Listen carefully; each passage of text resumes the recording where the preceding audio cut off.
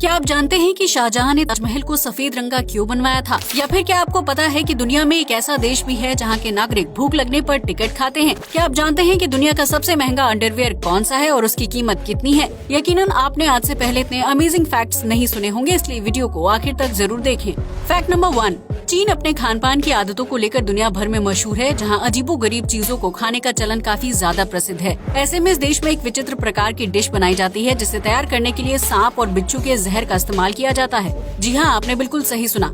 चीन के ग्वांगडोंग प्रांत में इस बेहद जहरीली और जानलेवा डिश को बहुत ही चाव के साथ खाया जाता है। इस देश में बिच्छू और सांप जैसे जहरीले जीवों का यूज करके खास तरह का सूप बनाया जाता है, जिसका स्वाद बढ़ाने के लिए उसमें सुअर का मांस मिलाया जाता है। चीन के लोगों का मानना है कि इस खतरनाक सूप को पीने से शरीर में मौजूद विषैले तत्व बाहर निकल जाते हैं, जबकि त्वचा ज्यादा चमकदार और जवान दिखाई देती है। हालांकि इस जानलेवा सूप को बनाने के लिए अनुभवी कुक की जरूरत होती है, जो सांप और बिच्छू के शरीर से जहर निकालकर इस डिश को तैयार करते हैं। फैक्ट नंबर 2, दिल्ली समेत कई बड़े शहरों में सड़कों पर बैटरी रिक्शा सर पर दौड़ता है, जिसे चलाने में शारीरिक ऊर्जा खर्च नहीं होती है। लेकिन क्या आपने कभी सोचा है कि देश का पहला बैटरी रिक्शा किसने बनाया था? अगर नहीं तो हम आपको बता दें कि इस आधुनिक रिक्शा को बनाने का श्रेय डॉक्टर अनिल राजवंशी को दिया जाता है। डॉक्टर अनिल ने IIT कानपुर से इंजीनियरिंग की पढ़ाई पूरी की थी, जिसके बाद वो आगे की पढ़ाई करने के लिए अमेरिका के फ्लोरिडा शहर में शिफ्ट हो गए थे। ऐसे में जब अनिल पढ़ाई पूरी करके साल 1981 में भारत लौटे, तो उन्होंने कुछ नया इन्वेंट करने का फैसला किया। ऐसे में अनिल राजवंशी ने काफी सोच विचार के बाद साल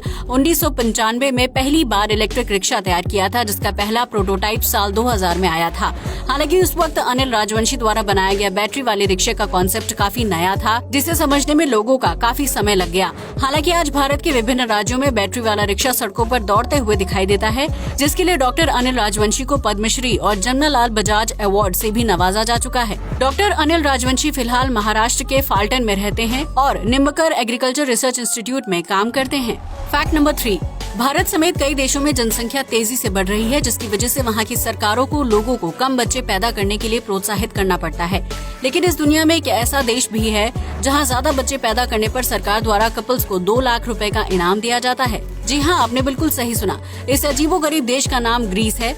दरअसल ग्रीस में बीते कुछ सालों से जनसंख्या तेजी से कम हो रही है, जबकि शादीशुदा कपल्स एक से ज्यादा बच्चे पैदा करने के लिए तैयार नहीं हैं। ऐसे में ग्रीस की सरकार ने देश की आबादी बढ़ाने के लिए शादीशुदा कपल्स को इनाम का लालच देना शुरू कर दिया है, ताकि वो ज्यादा से ज्यादा बच्चे पैदा करने के लिए प्रोत्साहित हो सके। इसके लिए ग्रीस सरकार ने साल 2020 में एक खास योजना शुरू की है, जिसके तहत बच्चे को जन्म देने पर माता पिता को सरकार द्वारा 2 लाख रुपए का इनाम दिया जाएगा। इस योजना को लागू किए जाने के बाद ग्रीस में कई कपल्स बच्चे पैदा करने के लिए प्रोत्साहित हुए हैं, जिससे आने वाले समय में ग्रीस की आबादी काफी हद तक बढ़ने का अंदाजा लगाया जा रहा है। हालांकि इस योजना का लाभ सिर्फ ग्रीस के नागरिक ही उठा सकते हैं, बाहरी लोगों को इसके लिए बच्चे पैदा करने की जरूरत नहीं है। फैक्ट नंबर 4, दुनिया भर में बिजली की खपत दिन ब दिन बढ़ती जा रही है, क्योंकि हम इंसान बहुत ज्यादा इलेक्ट्रिक चीजों का इस्तेमाल करने लगे हैं। ऐसे में बिजली तैयार करने में बहुत ज्यादा ऊर्जा की जरूरत पड़ती है, जिसके लिए सरकार को काफी ज्यादा खर्च भी करना पड़ता है। इसी समस्या से निपटने के लिए इजराइल की सरकार ने सड़क के किनारे अजीबोगरीब दीवारें खड़ी कर दी हैं, जिनमें लगातार मूवमेंट होता रहता है। ये दीवारें हवा के संपर्क में आकर अपने शेप और आकार में बदलाव करती रहती हैं, जिसकी वजह से मूवमेंट होती है और उस मूवमेंट से बिजली तैयार करने के लिए पर्याप्त ऊर्जा प्राप्त की जाती है। इसके बाद इन्हीं मूवमेंट करती दीवारों से तैयार की गई बिजली से रात के समय सड़क किनारे लगी पब्लिक लाइट्स को जलाया जाता है, जिससे बिजली की एक्स्ट्रा खपत की समस्या दूर हो जाती है और सामान्य दीवार के मुकाबले ये मूवमेंट करती दीवारें काफी आकर्षक भी लगती हैं।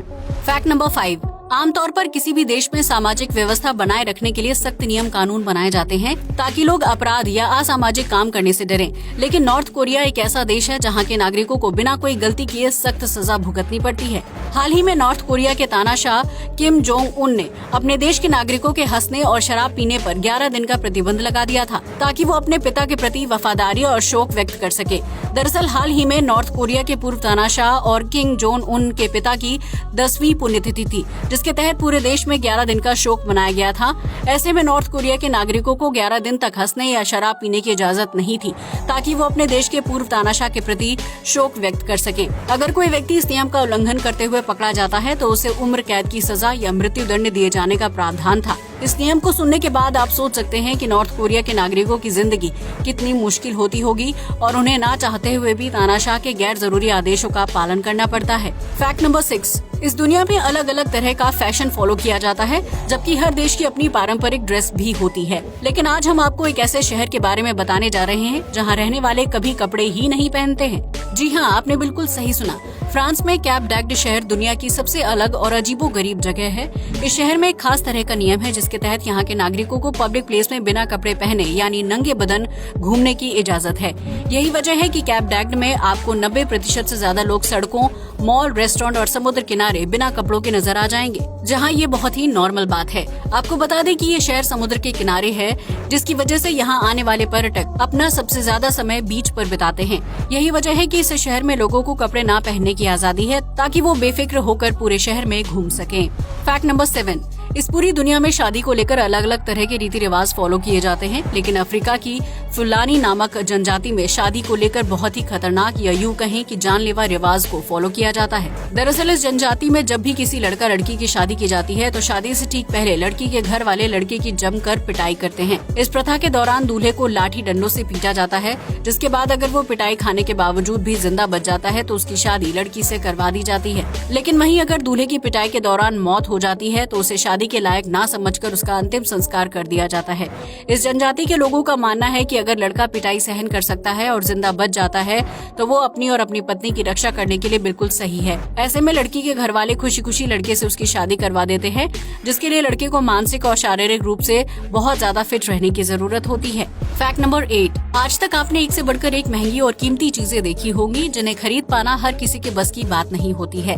लेकिन क्या आपने कभी दुनिया के सबसे महंगे अंडरवियर के बारे में सुना है, जिसे स्पार्टन के नाम से जाना जाता है?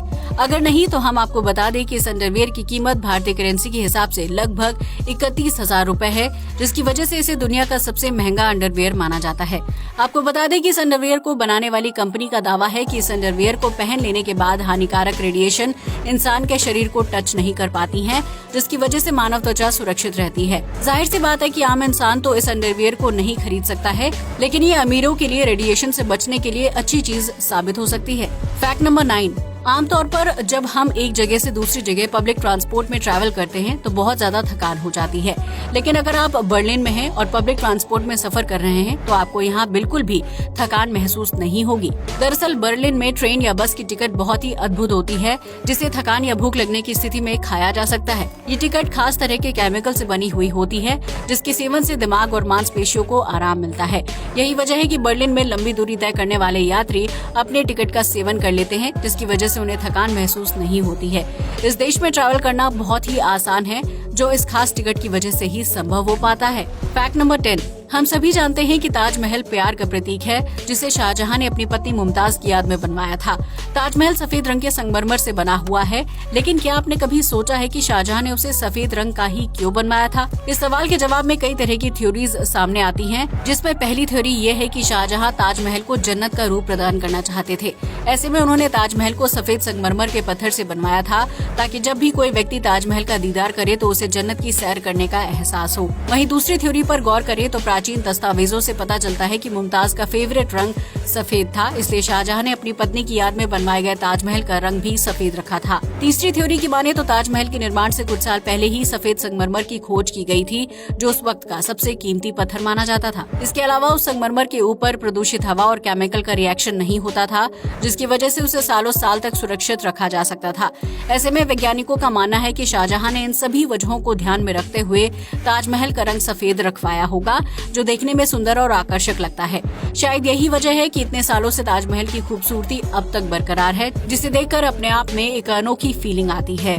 आज के लिए बस इतना ही। जय हिंद दोस्तों।